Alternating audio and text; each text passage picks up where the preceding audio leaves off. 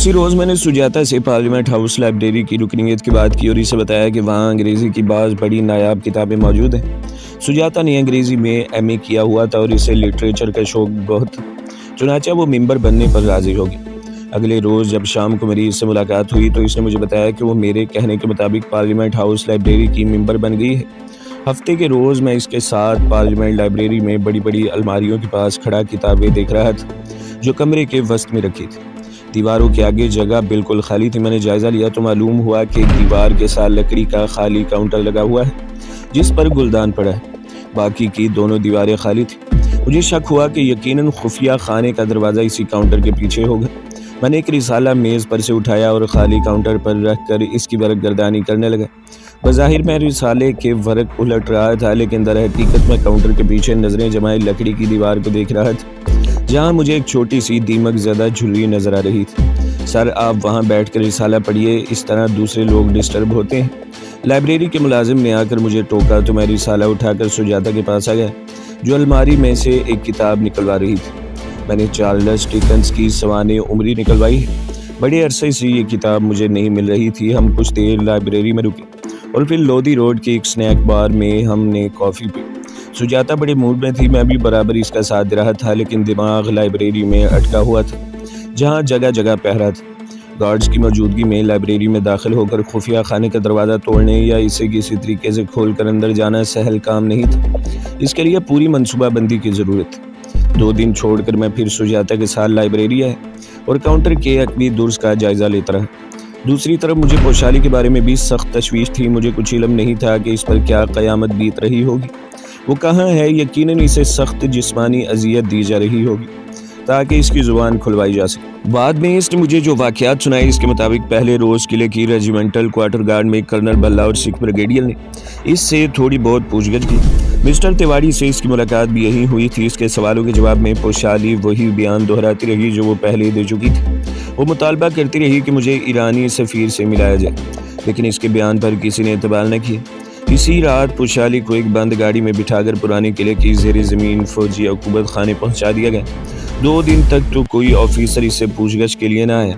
सुबह और शाम आइनी सलाखों में से पोशाली को 2 बासी रोटियां और दाल दी जाती रही। अलबत्ता तीसरे दिन एक भारतीय कैप्टन हाथ में बैद की छोटी सी छड़ी लिए तहखाने में आया और अपनी हथेली पर आहिस्ता आहिस्ता बैद मारते हुए पोशाली को गौर से देखने लगे जो कंबल लिए दीवार से टेक लगाए बैठी थी। कैप्टन ने बड़े खुशगवार और हमदर्दी भरे लहजे में इसे मुखातिब किया। मेरा नाम कैप्टन कृष्ण कांत है। मैं जानता हूँ कि तुम बेगुनाह हो, मगर तुम्हारे भोलेपन से फ़ायदा उठाते हुए कुछ लोगों ने तुम्हें वरगला कर किले में भेजा था। अगर तुम हमें इन लोगों के बारे में बता दो कि वो कौन है और कहाँ रहते हैं तो मैं तुमसे वादा करता हूँ कि तुम्हें उसी वक्त आज़ाद कर दिया जाएगा। मैं कसम खाकर कहती हूँ कि मुझे किसी ने किले में नहीं भेजा था। मैं खुद ही वहाँ आई थी, लेकिन वहाँ कुछ गुंडे मेरे पीछे लग गए थे जिन्होंने मुझे ज़बरदस्ती कुछ पिला दिया और मैं बेहोश हो गई। कैप्टन कृष्ण कांत ने पोशाली के करीब बैठकर बैद की छड़ी से इसकी ठोड़ी पर हल्का सा टहोका दिया। मैं इसलिए अकेला आया हूँ कि मुझे तुमसे हमदर्दी है। जब तुम बेगुनाह हो तो गलत बयानी से क्यों काम ले रही हो? तुम इन लोगों के नाम क्यों नहीं बता देती? उन्होंने तुम्हारे भोलपन का नाजायज़ फ़ायदा उठाना चाहा है। ये गलत है कैप्टन। मुझे किसी ने वहाँ नहीं भेजा, मैं बेकसूर हूँ। मुझे ईरानी सफ़ीर से मिलाया जाए, नहीं तो मैं यहाँ से बाहर निकलकर भारतीय हुकूमत के ख़िलाफ़ प्रेस के ज़रिए शदीद एहतजाज करूँगी। कैप्टन कृष्ण कांत उठ खड़ा हुआ। इसने बाजू से पकड़कर पोशाली को भी उठा लिया। अब मैं तुम्हें नहीं बचा सकता, तुमने अपने बारे में खुद ही फैसला कर दिया है। वो वापसी के लिए मुड़ा, लेकिन दरवाजे के पास पहुँचकर इसने फिर इसे मुखातिब किया। इसके बावजूद मैं तुम्हें आज के दिन की मोहलत देता हूँ। शाम को फिर आऊँगा। तुम अच्छी तरह सोच लो और ये मत भूलना कि ये तुम्हारी ज़िंदगी और मौत का फ़ैसला होगा। कैप्टन कृष्ण कांत चला गया। पोशाली ने मुझे बताया कि इसके जाने के बाद मुझे यकीन हो गया कि आज का दिन ख़त्म होने के बाद मुझ पर जिस्मानी अजियत का एक हवलनाक बाब खुल जाएगा। वो लोग पोशाली को बख्शने वाले नहीं थे, अगरचे इनके पास पोशाली के पाकिस्तानी जासूसा होने का कोई सबूत नहीं था, लेकिन भारतीय इंटेलिजेंस को यकीन था कि तशद्दुद के ज़रिए पोशाली से इकरार जुर्म कराया जा सकता है और वो अपने साथी एजेंटों के नाम भी बता देगी। पोशाली ने वो वक्त बड़ी शदीद जहनी परेशानी में गुजारा। इसने बड़ी मुश्किल से महज जिस्मो जान का रिश्ता बरकरार रखने के लिए बासी रोटी और बदजायका दाल के चंदरी वाले खाए और अपने जल्लादों का इंतज़ार करने लगे। शाम के बाद वही कैप्टन दोबारा आ गया। मैं तुम्हारे लिए खुशखबरी लाया हूँ। हाई कमांड से मैंने अपनी ज़ाती कोशिशों से तुम्हारी रिहाई की मंजूरी ले ली है। बस सिर्फ तुम मुझे इन लोगों में से किसी एक का नाम बता दो जिन्होंने तुम्हें किले में खुफिया दस्तावेज़ात उड़ाने के लिए भेजा था।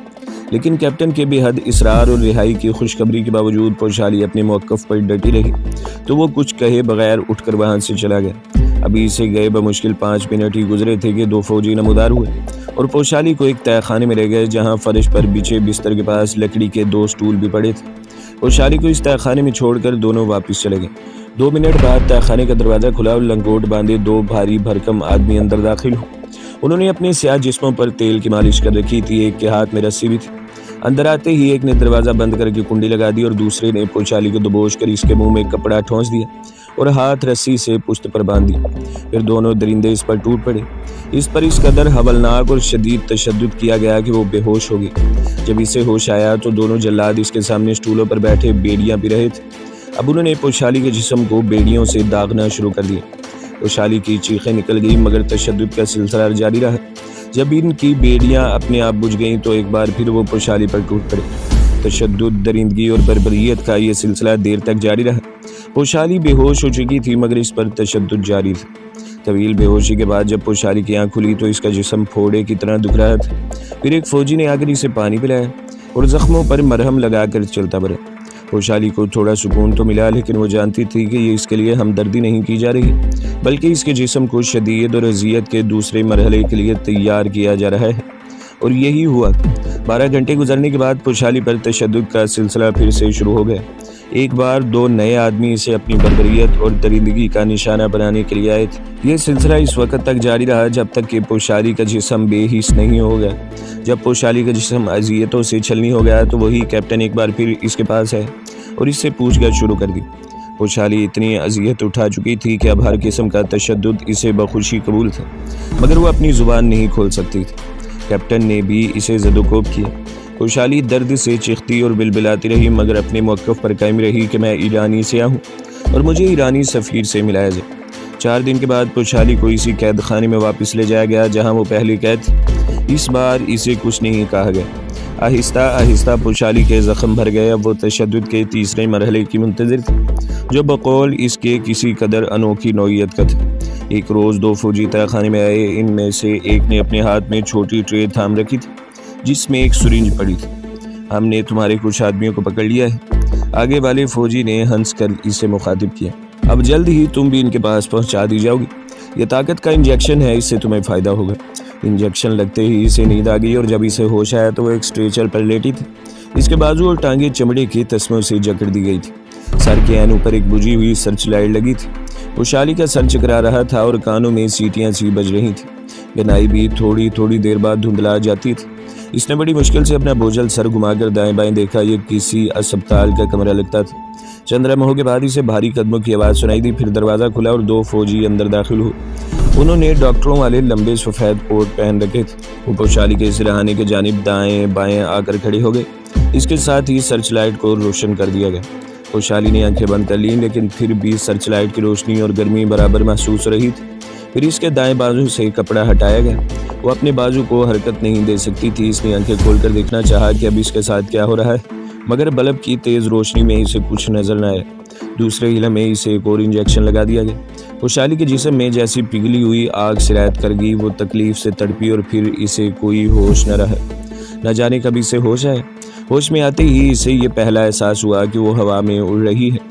इसका जिस्म हल्का हो गया है। इसे किसी किस्म की तकलीफ महसूस नहीं हो रही, लेकिन अब इसकी आंखें अपने आप बंद होने लगी थी। दोनों फौजी पोशाली पर झुक गए और फिर पोशाली के कानों में बारी बारी आवाज़ें आने लगी।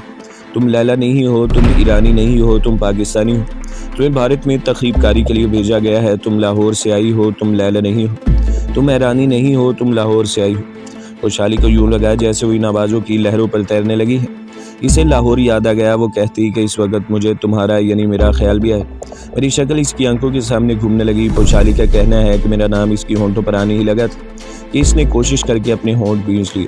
इसने अपनी कुव्वत इरादी से काम लेते हुए चिल्लाकर कहा, मैं ईरानी हूँ, मेरा नाम लैला है, मेरा नाम लैला है। पोशाली का सर भारी होने लगा। पोशाली कहती है कि इसके फ़ौरन बाद मैंने आवाज़ सुनी, आई विल शूट यू, लेकिन मुझे ये अपनी आवाज़ महसूस नहीं हुई थी। मैंने एक बार फिर कुव्वत इरादी यकजा करके अपने हवास को काबू में किया और दोबारा चीखी। मैं लैला हूँ, मैं ईरानी हूँ, मुझे ईरानी सफ़ीर से मिला।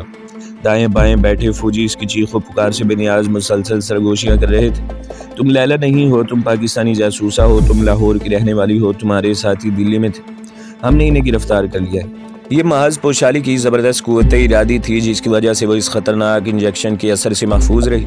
इसे एक और इंजेक्शन लगाया गया लेकिन वो नीम बेहोशी के आलम में बिड़बिड़ाती रही। मैं पाकिस्तानी नहीं हूँ, मैं ईरानी हूँ, मैं लैला हूँ, मैं बेगुनाह हूँ। पोशाली के बकौल इस वक्त भी वो अल्लाह का शुक्र अदा कर रही थी कि इसकी ज़ुबान से कोई ऐसी बात नहीं निकल रही थी जो इसके या मेरे लिए संगीन हो सकती थी। पोशाली पर यह अमल मुसलसल 4 घंटे जारी रहा। इसके बाद जब इसे तीसरा इंजेक्शन दिया गया तो वह बेहोश हो गई। जब इसे होश आया तो इसी स्ट्रेचर पर जकड़ी हुई पड़ी थी।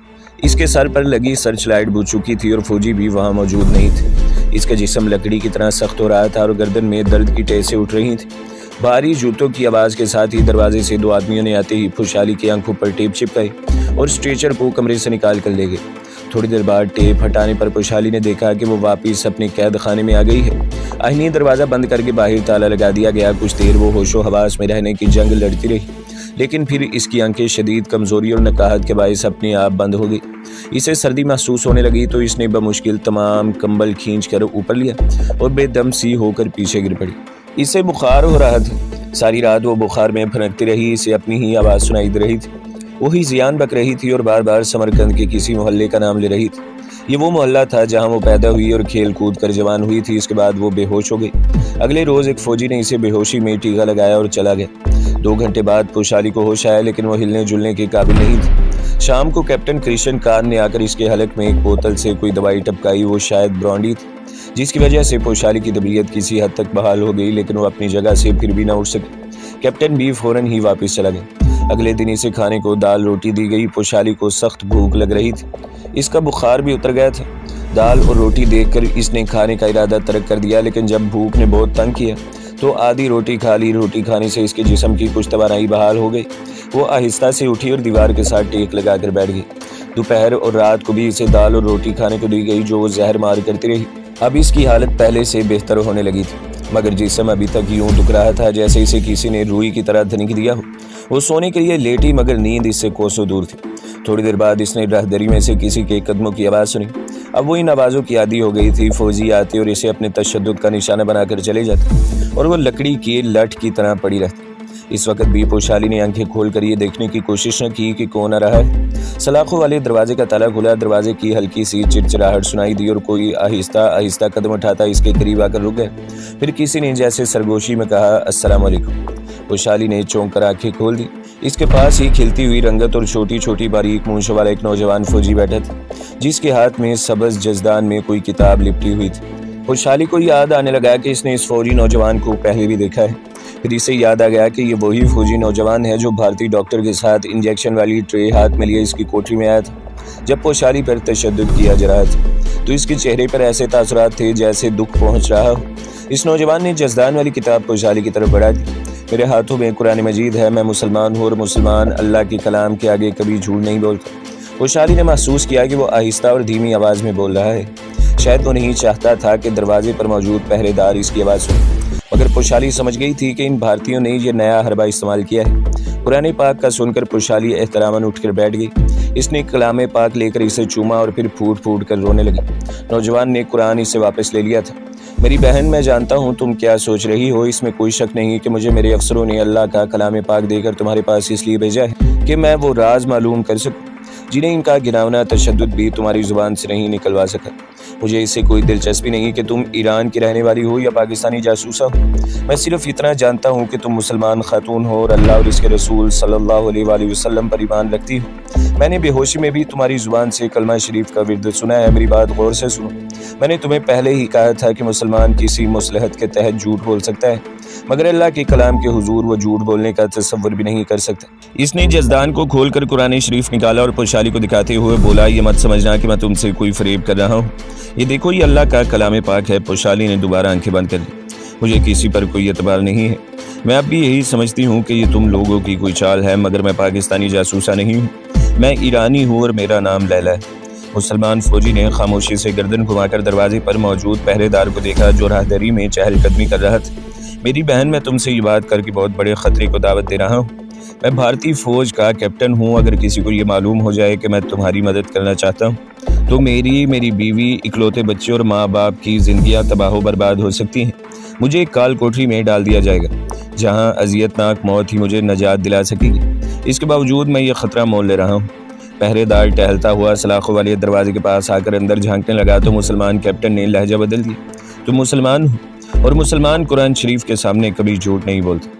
अगर तुम मुझे बता दो कि तुम्हारे दूसरे जासूस साथी दिल्ली में कहाँ हैं तो मैं वादा करता हूँ कि तुम्हें हिफाजत से पाकिस्तान पहुँचा दिया जाएगा। पहरेदार मुतमईन होकर आगे बढ़ा तो इसने साहब का जुमला फिर शुरू कर दिया। मैं जानता हूँ तुम्हें मेरी बातें झूठी और मकरो फरीब की बातें लग रही हैं, लेकिन वक़्त आने पर बहुत जल्द तुम्हें पता चल जाएगा कि मैंने अपनी एक आफतज़दा मुसलमान बहन की मदद करके कितना बड़ा ख़तरा मोल लिया था। मैं जा रहा हूँ, लेकिन तुमसे एक वादा ज़रूर लेता हूँ कि अगर खुदा न खास्ता मेरी स्कीम नाकाम हो गई तो तुम मेरे अफसरों के सामने किसी हालत में भी मेरा जिक्र नहीं करोगे। भारतीय फ़ौजी ने इसके बाद पोशाली को अपना नाम बताया और कुरान की कसम खाकर बोला कि मैं तुम्हें यहाँ से निकाल कर रहूँगा। इसने कुरान पाक को दोबारा जज़दान में रखा और उठ खड़ा हुआ। मैं कल रात किसी वक्त आऊँगा, तुम तैयार रहना। इसने सरगोशी की और दरवाज़ा खोल कर बाहर निकल गया। बड़ी चालाक औरत है, लेकिन हम इसकी ज़ुबान खुलवा कर छोड़ेंगे, मुसलमान फ़ौजी ने पहरेदार को बताया और राहदरी में गायब हो गए।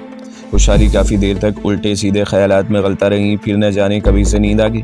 दोबारा आँख खुली तो इसकी जिस्मानी हालत पहले से बेहतर हो चुकी थी।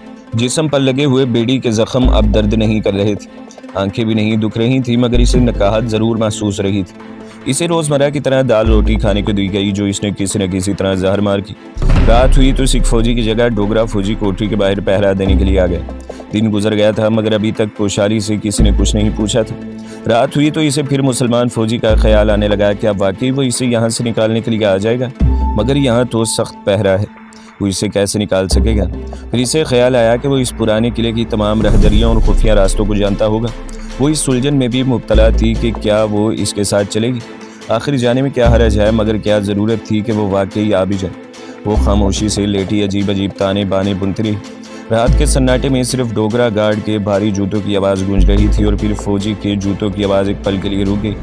लाशौरी तौर पर पोशाली ने गर्दन घुमाकर दरवाजे की तरफ देखा। डोगरा फौजी झुका हुआ सा था। पोशाली कुछ न समझ सकी कि वो ऐसा क्यों कर रहा है। फिर देखते ही देखते फौजी धड़म से नीचे गिर पड़े। पोशाली एकदम उठकर बैठ गई। फ़ौरन ही इसे तेज़ तेज़ कदमों की आवाज़ सुनाई दी। शायद कोई और फौजी कोठरी की तरफ बढ़ रहा था। खुशहाली का दिल तेज़ी से धड़कने लगा। दरवाजे पर वही फौजी नमूदार हुआ जो कल रात कुरान पाक लेकर इसके पास आया था। खुशहाली अपनी जगह पर सिमट सी।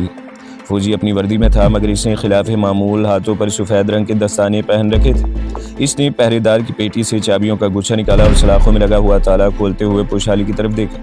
लैला बहन बाहर आ जाओ। खुशहाली जल्दी से उठी और खुले दरवाजे से बाहर निकल आई। कैप्टन ने दरवाज़ा बंद करके ताला लगाया और चाबियों का गुच्छा बेहोश फौजी की पेटी में लगा दिया। कैप्टन तेज़ तेज़ आगे चला गया। खुशहाली इसके करीब थी। अब रहदरी तंग और अंधेरी होने लगी थी और वहाँ कोई कोठरियाँ वगैरह नहीं थी। कैप्टन खुशहाली के बाजू को एक हाथ से थाम कर इसे तेज़ तेज़ चला रहा था। काफ़ी देर चलने के बाद रहदरी में एक छोटा सा बंद दरवाज़ा नजर आया। कैप्टन ने दरवाजे पर ख़ास अंदाज में 3 बार दस्तक दी तो दरवाज़ा खुल गया। कैप्टन ने खुशहाली को बाहर निकाला और फिर खुद भी बाहर आ गया। वहाँ अंधेरा था, मगर इस अंधेरे में भी इसने एक आदमी की चमकीली आंखें देख ली थी, जिसका बाकी चेहरा चादर में छुपा हुआ था। नकाब पोश वहीं खड़ा रह गया और खुशहाली कैप्टन के साथ रहदरी में आगे चल दी। 15 कदम चलने के बाद एक और दरवाज़ा आ गया। यहाँ पहुंचकर कैप्टन रुक गया और इसने अंधेरे में पीछे मुड़कर देखा। दूसरा आदमी इनके पीछे पीछे चलता करीब आ गया। इसने सरगोशी में कैप्टन से कहा, सब ठीक है, अल्लाह हाफ़िज़। कैप्टन ने दरवाजे पर लगी सलाह खींचकर एक तरफ रखी और दरवाज़ा थोड़ा सा खोल दिया। खुशहाली को ताज़ा ठंडी हवा का झोंका अपने जिस्म से टकराता महसूस। कैप्टन ने झुककर खुशहाली को मुखातिब किया। सामने लकड़ी का पुल है जो किले की खंदक वाली नहर पर बना हुआ है। पुल के पार दरख्तों के नीचे एक मोटर रक्षा खड़ा होगा। वो अपना ही रक्षा है। रक्षे वाला तुम्हें जहाँ ले जाएगा वहाँ तुम महफूज रहोगी। मैं कल शाम तुम्हें इस मुसलमान रक्षा ड्राइवर के घर पर मिलने आऊँगा। आप देर न करो, जाओ। खुशहाली जल्दी से बाहर आ गई। इसने सोचा कि वहाँ से किसी दूसरी तरफ भाग जाए, मगर इसका दिल न माना। जाने क्यों इसका दिल कह रहा था कि मुसलमान कैप्टन झूठा नहीं है। दरख्तों के पास इसे रक्षा दिखाई दिया, जिसका ड्राइवर चादर से सर लपेटे रक्षे के पास ही ज़मीन पर बैठा था। खुशहाली को देखते ही वो उठा और रक्षे का दरवाज़ा खोलकर घबराई हुई आवाज़ में बोला, जल्दी से अंदर बैठ जाए। खुशहाली के बैठते ही रक्षा स्टार्ट होकर तेज़ रफ्तारी से रवाना हो गया और न जाने किन किन सड़कों पर से होता हुआ वो एक मज़ाफ़ाती आबादी में दाखिल हो गया। यहाँ दाखिल होते ही रक्षे की रफ्तार हल्की हो गई और फिर वो एक जगह रुक गया। ड्राइवर ने अपने मुंह से कपड़ा हटाते हुए पोशाली से कहा, तुम बाएं जानिब कोने वाले क्वार्टर के अंदर चली जाओ। दरवाजे की चटखनी मत लगाना, मैं रक्षा छोड़ कर आता हूँ। सामने क्वार्टर की लंबी कतार थी। पोशाली कोने वाले क्वार्टर की तरफ चल दी, जिसके आगे पत्थर की भारी सिल पड़ी थी। इसने दरवाजे को आहिस्ता से धकेला तो वो खुल गया। दरवाजे के सामने छोटा सा दलान था, जिसके एक जानिब किचन और बाथरूम बना हुआ था। पोशाली ने सामने वाले कमरे का दरवाज़ा खोला और दीवार के साथ पड़े पलंग पर बैठ गई। थोड़ी देर बाद रक्शे वाला भी आ गया। इसने आते ही पोशाली को मुखातिब किया, मेरा नाम खलील मियाँ है, बेहतर है कि तुम इस बारे में कोई गुफ्तगू ना करो और सो जाओ। अंदर से कुंडी लगा देना, मैं दूसरी कोठरी में सोने जा रहा हूँ, सुबह बात करेंगे। तो दोस्तों, अगली किस्तें सुनने के लिए हमारे चैनल को सब्सक्राइब करें, वीडियो को लाइक करें और बेल के आइकन को भी दबा दें, ताकि हर जो आने वाली वीडियोज़ हैं वो आपको सबसे पहले मिलती रहें।